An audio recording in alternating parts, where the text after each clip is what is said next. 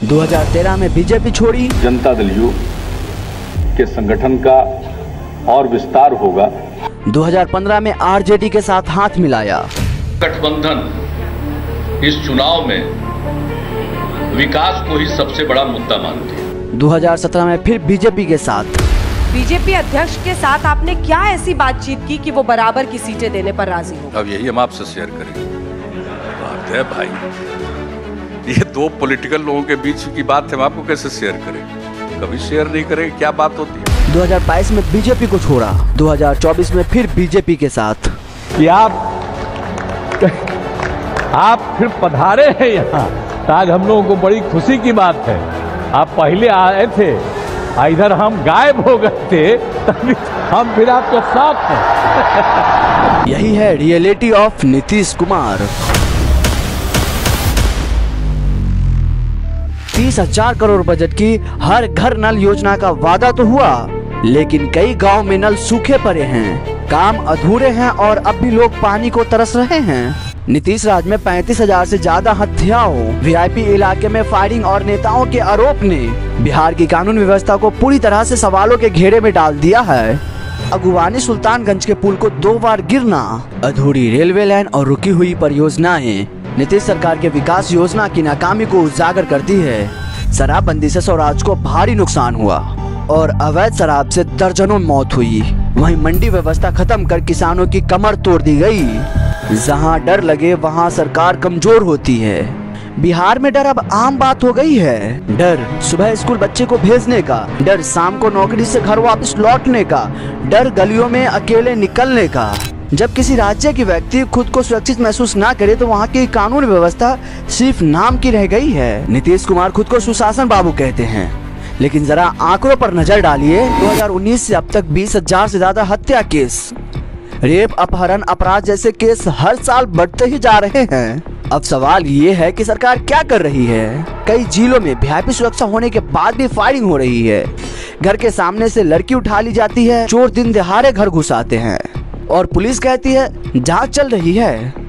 अगर कानून अपना काम समय पर ना करे तो वो खुद अपराध का हिस्सा बन जाता है। बिहार में असली समस्या है नियंत्रण नहीं और नीयत भी ढीली। कई बार एफआईआर तक दर्ज नहीं होती, अगर होती भी है तो चार्जशीट दाखिल होने में सालों लग जाते हैं। 2016 में शराबबंदी की गई, कानून बनाया गया, लेकिन उसके बाद क्या हुआ? अवैध शराब माफिया का जाल फैल गया, पुलिस खुद मिली रहती है और गरीबों को पकड़ के जेल में ठूसा जाता है। अब सोचिए, एक तरफ सरकार कहती है हमने कानून सख्त कर दिया और दूसरी तरफ अपराधी हंसते हुए खुलेआम घूमता है, तो गलती कहाँ है?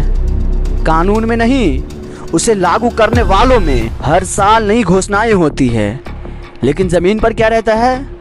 वही डर, खौफ, अपराध, अराजकता। जहाँ डर लगे वहाँ विकास नहीं होता और बिहार का यही हाल है। कानून का डर नहीं है और जनता डर के साये में जी रहा है। अब वक्त आ गया है सवाल पूछने का, क्या हमें कानून चाहिए या फिर एक ऐसा सिस्टम जो सबके लिए बराबर चले? जब गांव का नौजवान शहर की ट्रेन पकड़ता है तो उसका सपना नहीं, उसकी मजबूरी जाती है। अभी हमने बात की कि बिहार में कानून व्यवस्था कितना बिगड़ चुकी है। अब जरा सोचिए, क्या कोई भी व्यापारी, कोई भी कंपनी ऐसे माहौल में निवेश करेगा?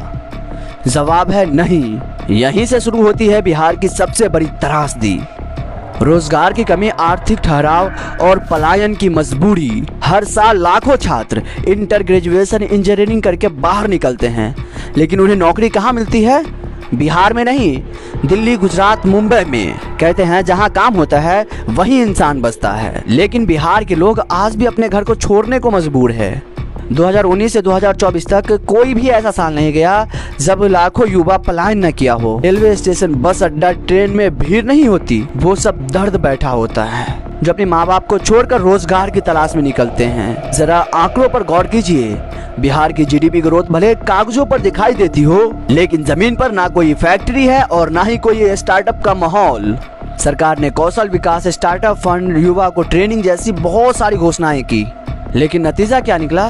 कागज पर स्कीम और जमीन पर खाली जेब। असली विकास तो तब होता जब गांव के लड़के को गांव में ही नौकरी मिलती, जब लड़की को पटना छोड़कर गुड़गांव न जाना पड़ता।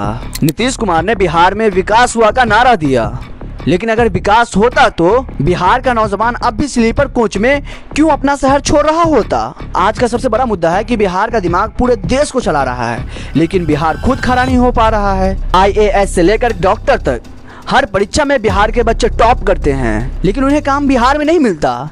ये शर्म की नहीं, सिस्टम की हार है। अगर रोजगार नहीं है तो शिक्षा का मतलब क्या है। अगर रोजगार के बाद भी दूसरे राज्य में भटकना पड़ता है तो सरकार के किए गए हर वादे पर सवाल उठता है। अब फैसला जनता के हाथ में है। विकास सिर्फ सड़क और पुलों का नहीं, बल्कि पेट और भविष्य का भी चाहिए।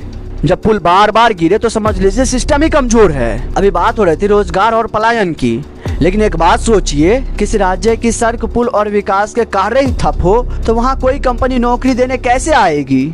बिहार में बीते कुछ सालों में सबसे ज्यादा चर्चा हुई है टूटते हुए पुलों की। खगड़िया जिला में बन रहा था सुल्तानगंज खगड़िया पुल। 1700 करोड़ का प्रोजेक्ट था, 2022 में गिर गया, फिर दोबारा बनाया गया, 2023 में फिर से गिर गया। इतना बड़ा पुल दो बार गिर गया, मतलब समझिए कितना बड़ा लापरवाही का मामला था। लेकिन ये अकेला पुल नहीं था। 2023 में जून के महीने में बिहार में कुल 9 से भी ज्यादा पुल गिरे थे। सिवान, मधेपुरा, मुजफ्फरपुर, अररिया, हर जगह यही हाल। कहीं नया पुल गिरा तो कहीं मरम्मत में पुराना पुल ही जवाब दे दिया। अब सरकार कहती है हमने इंजीनियरों को सस्पेंड किया और जांच बैठा दी। लेकिन भाई सवाल ये उठता है कि जांच का क्या नतीजा निकला, किसे सजा मिली, किस कंपनी को ब्लॉक लिस्ट किया गया। जब भी कोई पुल गिरता है तो नेता लोग कहता है कि गलती हो गई, सुधार करेंगे, लेकिन हर बार वही गलती। लोग कह रहे हैं कि पुल नहीं गिर रहे हैं, सिस्टम गिर रहा है, और ये बात 100% सही है। जिन ठेकेदारों को काम मिलता है वो घटिया प्रकार के सामान से काम करता है। जिन अफसरों को निगरानी करना चाहिए वो घूस लेकर चुप बैठ जाते हैं, और जब हादसा होता है तो रिपोर्ट दबा दी जाती है। अब जरा सोचिए, जिस राज्य का इंफ्रास्ट्रक्चर ही ऐसा होगा तो वहाँ कौन कंपनी निवेश करेगा, वहाँ कौन नौकरी देगा। रोजगार रुकता है, व्यापार रुकता है, स्कूल कॉलेज की पढ़ाई तक रुक जाती है। एक पुल के टूटने से सिर्फ पुल नहीं टूटता, बल्कि लोगों का भरोसा, वक्त, पैसा, भविष्य सब टूट जाता है। बिहार में तो विकास की बात बहुत होती है, लेकिन बार बार ब्रिज गिरता रहा तो ऐसे विकास पोस्टर में ही अच्छे लगते हैं। अब सवाल ये है कि हम सिर्फ पुल बनाने का नाटक देखेंगे या फिर जवाबदारी भी तय करेंगे। अगर नींव ही कमजोर हो तो इमारत क्या टिकेगी। ये समस्या सड़कों तक सीमित नहीं है। बिहार की शिक्षा व्यवस्था भी बिल्कुल ऐसे ही ढहती जा रही है, अंदर से खोखली, बाहर से रंगी पुती। अब सोचिए, जब स्कूल की दीवारें ही टपक रही हो, जहाँ पढ़ाने वाले खुद गैर हाजिरी हो, जहाँ पढ़ने वाले बच्चे के पास किताबें नहीं है, जहाँ पढ़ाने वाले टीचर के पास समय नहीं है, तो वहाँ से क्या निकलेगा। हर साल सरकार बिहार के शिक्षा बजट में करोड़ों रुपया देते हैं, लेकिन वही पैसा कहाँ जाता है किसी को पता नहीं। गांव के स्कूलों का तो ये हाल है कि कई जगह मास्टर खुद 5वीं पास भी नहीं होता। बिहार के कई जिलों में अब भी ऐसे स्कूल है जहाँ शौचालय नहीं है, पीने का पानी नहीं है, और कई बार एक ही क्लास में कई क्लास के बच्चे आकर बैठते हैं। सरकार कहती है शिक्षा का स्तर सुधर रहा है, लेकिन रिपोर्ट बताती है कि सबसे ज्यादा ड्रॉप आउट बिहार का उच्च स्तर है। मतलब बच्चे बीच में ही पढ़ाई छोड़ देते हैं, और जो रह जाते हैं उन्हें गुणवत्ता वाली पढ़ाई नहीं मिलती। फिर भी हर साल रिजल्ट आती है और टॉपर घोटाले की खबर भी आ जाती है। कभी गणित का टॉपर संगीत में फेल, तो कभी इंटर का स्टूडेंट कहता है पॉलिटिकल साइंस में खाना बनाया जाता है। अब सोचिए, जब पढ़ाई का यही हाल है तो नौकरी कहाँ से आएगी। IAS की तैयारी करने वाले बच्चे भी कहते हैं सरकारी स्कूल में कुछ सीखा ही नहीं। सरकार ने स्मार्ट क्लास, ड्रेस योजना, साइकिल योजना शुरू की, अच्छा कदम था, लेकिन सिर्फ स्कीम से नहीं, सिस्टम से फर्क पड़ता है। बिहार की यूनिवर्सिटी भी आज बर्बादी के कगार पर है। डिग्री मिलने में सालों लग जाते हैं, और परीक्षा का रिजल्ट कब आएगा नहीं आएगा अब ये भगवान ही जानता है। जब एक राज्य का शिक्षा ही ढंग की न हो तो वहाँ का भविष्य कैसे बनेगा। बिना मजबूत शिक्षा के न रोजगार आएगा न समाज आगे बढ़ेगा। अब वक्त है सवाल पूछने का, क्या हम सिर्फ स्कूल की दीवारें रंगवा कर ही समझ जाए कि शिक्षा सुधर गई, या फिर हमें उस नींव को सुधारना होगा जिस पर बिहार का कल खड़ा है। जिस इलाज से बीमारी बढ़े उसे नीति नहीं गलती कहते हैं। अब बात करते हैं एक ऐसे फैसले की जिसे सरकार ने सुधार कहा, लेकिन जनता ने उसे सजा की तरह झेला। 2016 में नीतीश कुमार ने पूरे बिहार में शराबबंदी लागू की। घोषणा जोरदार था, अब नशा नहीं विकास होगा, लेकिन कुछ ही सालों में यह फैसला सामाजिक और प्रशासनिक एक सरदर्द बन गया। शराबबंदी का मकसद सही था, घरेलू हिंसा रुके, समाज का पैसा बचे, गरीब का पैसा बचे, और गरीब आगे बढ़े, हमारा समाज भी आगे बढ़े। गांव-गांव में अभी शराब बिकती है, बस खुले में नहीं, चोरी छिपे से। पुलिस और तस्कर दोनों साथ में मिलकर धंधा चलाते हैं और गरीब को एक बोतल के साथ पकड़ लिया जाता है, फिर उसे सालों जेल में खटाया जाता है। इतना ही नहीं, 2022 में 73 से भी ज्यादा लोगों की मौत हो गई थी सिर्फ नकली शराब पीकर। अब सवाल ये है कि जब सरकार ने बिहार में शराब बंद कर दी तो ये शराब से मौत कैसे हो रही है? किसकी नाक के नीचे से जहर बिक रहा है? नीतीश कुमार कहते हैं हमने बड़ा फैसला लिया, लेकिन बड़ा फैसला तभी अच्छा लगता है जब असर बड़ा हो और प्रॉफिट हो। आज बिहार में नशा पर कंट्रोल नहीं, किसान के पास मंडी नहीं और आम आदमी को राहत नहीं। जब हर दिशा से निराश मिले तो समझो बदलाव जरूरी है।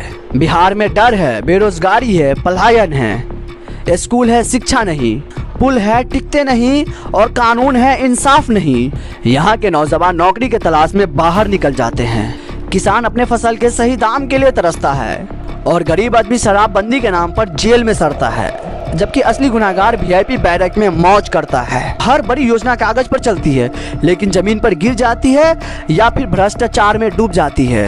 नीतीश कुमार ने कई फैसले लिए जिसमें से कुछ इरादे सही भी रहे होंगे, लेकिन जब लागू करने वाले मशीनरी ही खराब हो तो अच्छे से अच्छे फैसला भी फेल हो जाता है। अब सवाल आपसे है, क्या हम इसी सिस्टम में जीते रहेंगे या बदलाव की शुरुआत करेंगे? क्योंकि सरकारें बदल सकती है, नीतियां सुधर सकती है, लेकिन अगर जनता जागी नहीं तो अगली पीढ़ी भी यही दर्द झेलेगी। अब वक्त है बिहार को बहानों से नहीं, सवालों से बदलने का।